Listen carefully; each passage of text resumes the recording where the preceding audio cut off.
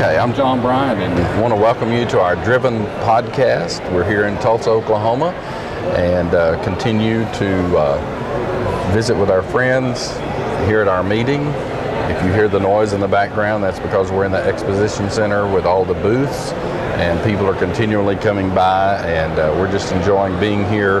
Today we have Jason Carlton filling in for Nathan Rogers, and we're glad to have you, Jason. It's good to be here. Thank you. Nathan got called back home to do ministry. The work never ends, so it's good to be here in his chair today. We miss him. We'd be glad to get him back, but it's a privilege to be here today. Well, we thank you for stepping up. And our guest today is Jeremy Valladares. Yes, sir. Valladares. All right. And Jeremy is serving in McAllen, Texas, planning a church there. He's an instructor at the Mexican Baptist Institute in Reynosa, Mexico.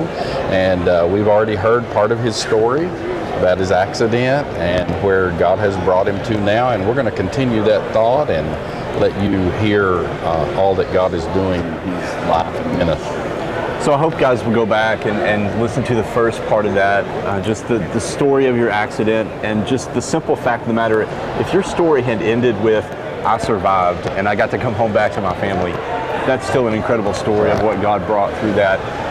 In your telling of all that happened through the accident and your recovery, I noticed a key word kept triggering in my ears, and it was cycling, because it's something that's near and dear to my heart also. I started to ask you if you rode in a vehicle to Tulsa or if you rode your bike here. I was tempted. Had I had the time, I would have rode my bike. I knew it crossed your mind. This is good cycling territory here.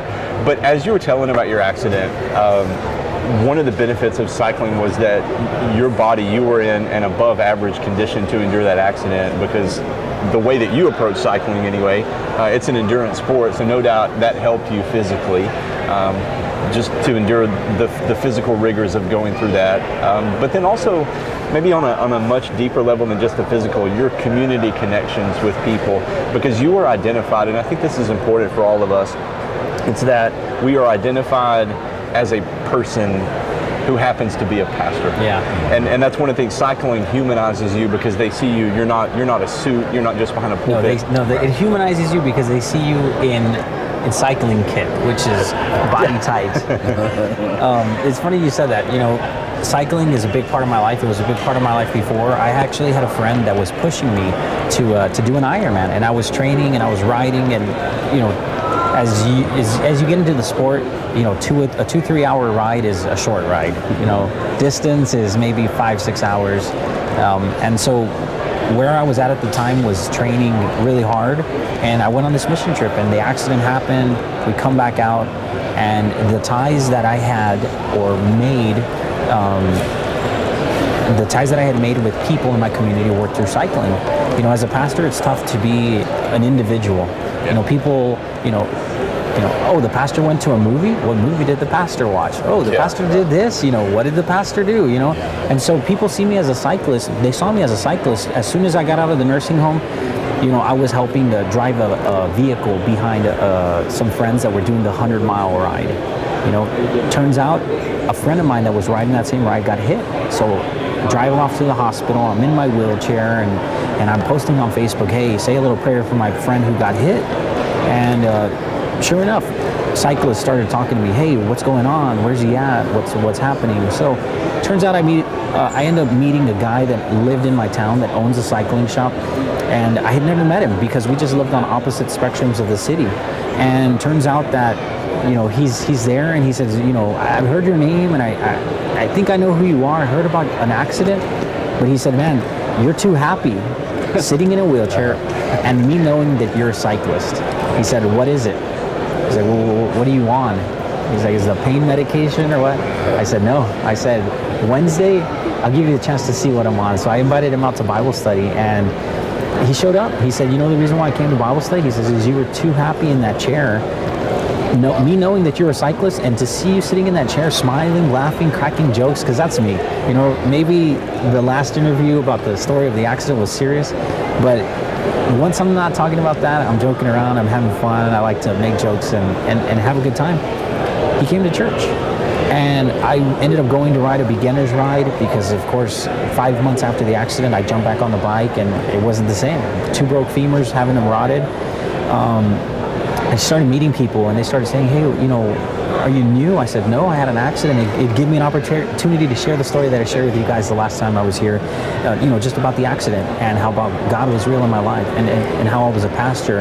And little by little, man, our church just started growing because of the impact the accident had in my life, how I was no longer going to live for long-term plans. I was going to live for today, and I was going to share with somebody my faith in Jesus Christ no matter what that day. I was going to tell them, I believe this is why I live, this is why I survived, and that was a big part of our church really taking off after the accident. Talk a little bit about that. I remember you talking about this in your message last year, about how an experience like that and really you've been at death's door in a way that very few people have, but about how that restructures your priorities and especially the things that would give you joy and then the things that would upset you. How did your priorities change after? And I guess a follow-up question, if I can ask, and then you can just take off. Does that fade over time, or did that priority shift? Is it still just as strong as it was the day after? The priority shift was very real. You come to a point where you realize, you get in a car. What's your first thought? Put on your belt. Turn it on. Where am I going? To me, it changed. You get in a car. What if I get hit again? What if I do not return home? A lot of people never think about, they leave their home, they're going on a trip, they never think, what if I do not return to this place? And to me, it was very real because 6 months after the accident, I went back to the Yucatan.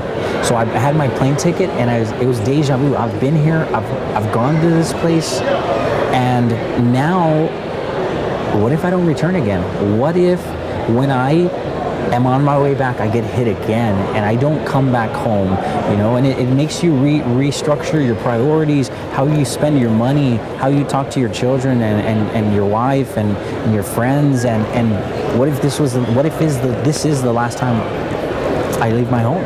And so it makes you change.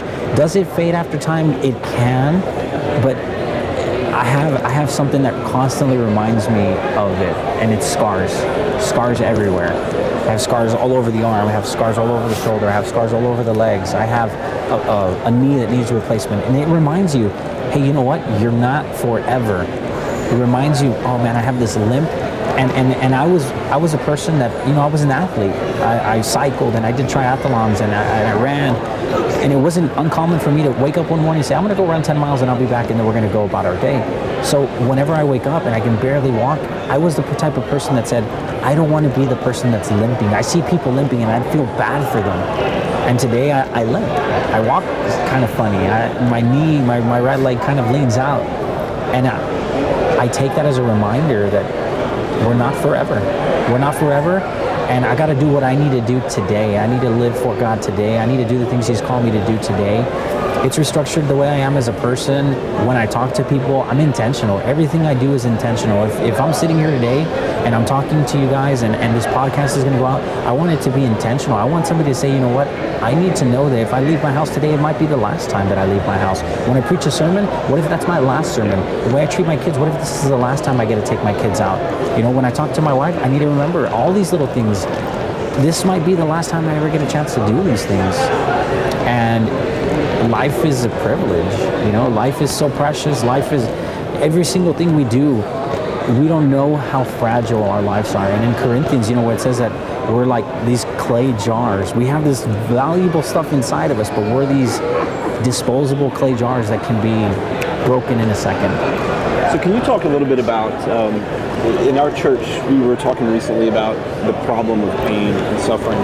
There are certain times, and I think there's a disconnect for us in our society. If you're a Christian in Syria right now, you know why you're suffering. You're suffering for the gospel. With your situation, as I was looking at this from the comfort of my own home, and I see this on social media, even I didn't know you that well at the time, one of my main takeaways was he's suffering for the gospel. You weren't down there in Playa to go to the beach. Yeah. You were down there for the gospel. So when you are in this mangled car, not knowing if you're going to make it out or not, there has to be some sort of core, a trigger of that truth deep within you. Hey, if I don't make it home, I know I suffered for the gospel. But at the same time, so what's the carryover in that? Because we have people in all of our congregations who are suffering with cancer, with accidents that are not necessarily gospel related. How can we help them see that every suffering can be gospel related? I don't know if my question makes sense. I get it. I did not think that I was suffering for the gospel. Okay. It wasn't something that ever crossed my mind. In the whole time after the accident, as I thought about things, it was more, what is God doing in my life? Okay. Not so much that I was, it's kind of tough to explain, because I knew I was serving God, but I didn't say, okay, I'm suffering this for the gospel. I had a lot of time to meditate and to think. And during my time in the nursing home, during my time in the hospital, I read the book of Job.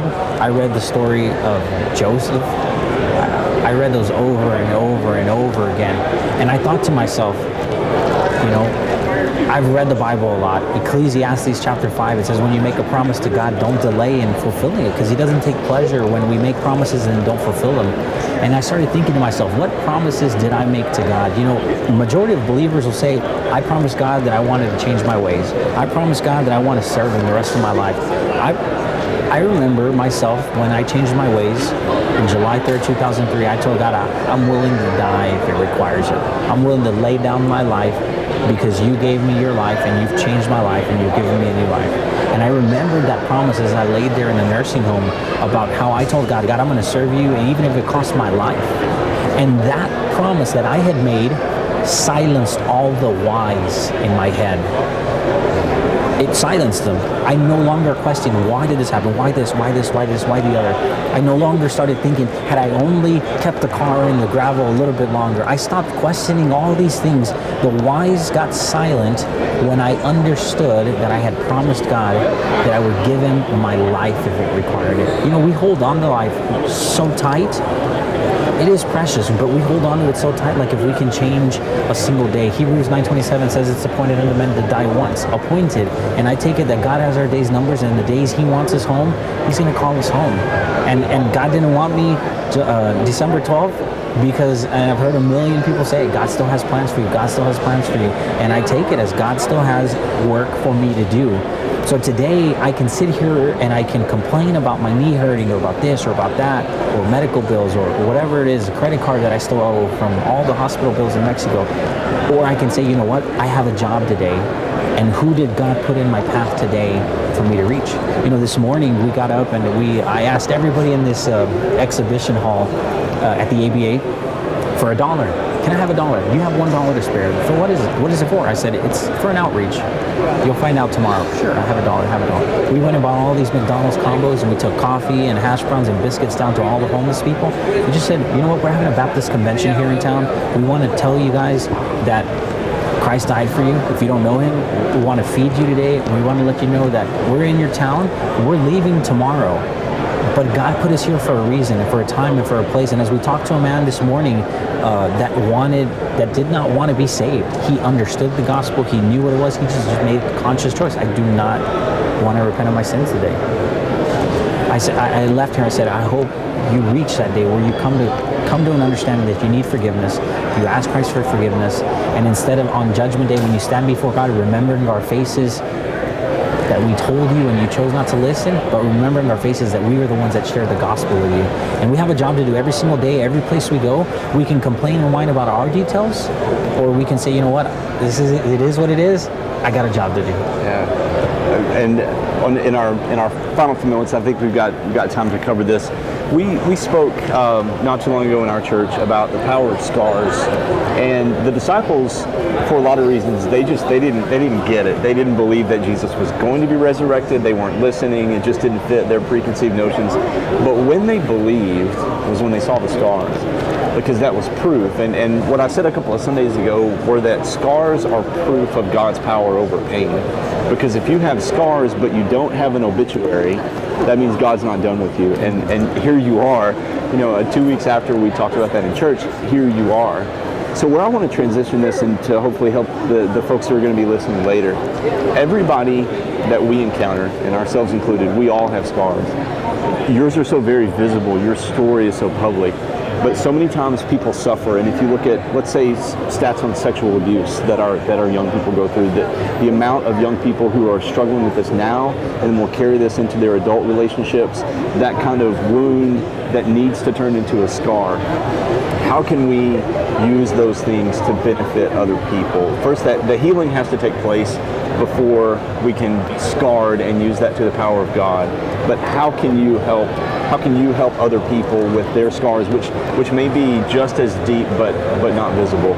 You know, I had never been in the hospital until I had the accident, and when I was in the nursing home, I found some of the loneliest times in my life. My wife had to go back to work, so she would come and spend the night, and in the morning she'd leave, and I'd spend the day waiting, wondering, is somebody going to come visit me today? Am I important anymore? These thoughts run through your mind, and I would say that at the moment, one of the best things you can do for somebody who's going through a tough time, who's going through one of these problems, is just be there for them. We don't have to have the words. My sponsoring pastor showed up one day, him and his wife, Pastor Charles Murphy and Miss Mary, they showed up and they just sat there with me the day. And he said, "You don't look right." He said, "You're not you." He said, "You're not joking, you're not laughing, there's nothing about you right now that is the old you." And I just said, "I'm fine." And he wouldn't leave. He said, "I'm not leaving. I'm not leaving. I'm here. I'm here. We are with you." And I think once the healing comes, once we can talk about these things, once we can process them and understand that through all things, good or bad, whether we understand them, whether we like them, whether we think I don't deserve this or whatever the case is, when we can come to an understanding of that, I think then we can use those things to help others. You know, until then, we can't. But you know what it takes? It takes a brother, it takes a sister, it takes a friend, it takes somebody just sitting there with you and saying, "You know what, I don't know what you're going through. I've never been there, but I'm here for you." And those words, "I'm here for you," can carry people for so long. Just, "I'm here. I don't know what you're going through. I wish I could understand it. I wish I could give you words. I wish I could fix it, but I'm here." And it's just like a child, you know, we have to find, I believe it all comes back to God somehow. When we can run to God and say, "Just hold me." My daughter, I have a 3-year-old daughter, she falls, all she wants is dad to hold her. The hurt's there, the scar's there, but if dad's holding her, it's okay. And I think that's what we got to do with God. Come to God. God, this hurts. It hurts, it hurts, it hurts, it hurts. Okay, it stopped hurting. Okay, I get it. Okay, I understand it. Okay, now I can help somebody else who's been there. And you know what? Even if somebody's going through something that I haven't been through, at least I know now what it feels like to hurt, and now I can just sit there with somebody. We know that God redeems people. God also redeems situations. Definitely. And God redeemed that situation, and what God does for us, He expects to do through us. And so the comfort that you receive from God, you received an extra amount of it because you had to, but now you understand what a conduit you are for God's grace and mercy and filling. And when you suffer like you have, and then you're transparent with all of us about it, such a powerful testimony. So I want to thank you so much for sharing your journey with us. Thank you. I believe we all have a journey. I believe everybody that we encounter has a story, has a journey, and I think that when we come to grips with what we have gone through, with what was put in our plate, with what was put in front of us, I believe we'd all be sharing a story. These are my experiences. You know, we as Christians call it our testimony. But I believe that if we just as people would start sharing our stories, what we've been through, where God's brought us from, where He's taking us to, what He's doing in our lives and in our children's lives and in families' lives and in people in our church's lives, things would be completely different. And I encourage people to own their story, share their story, and you never know who you're going to impact. I feel it's just my story. You guys say, "Man, it's inspiring, brother." You know, you were sharing at the beginning. It moves me each time. To me, it's just something that I went through. Now it's just like a far-fetched story to me, but I was there, and I know that God is there. You really don't know the impact that it has, though. I mean, even I've never been through anything like you described. Never felt that kind of pain. Never suffered like you have. but just hearing what you have to say encourages me and really convicts me, you know. If I complain and whine about things that are so minor after you haven't gone through that, it takes it to the next level when we think about Jesus and what he went through for us. I think the lesson we can take away is we have a job to do. Well, speaking of, if you're a busy man, we got to get you to a luncheon on time here in just a moment. Yes, so sir. thank you so much for working us into your busy schedule today, and appreciate it. We want to visit with you some more later also. Appreciate it, guys. Thank you so much. Thanks. Thanks for having me. Thank you, Dan.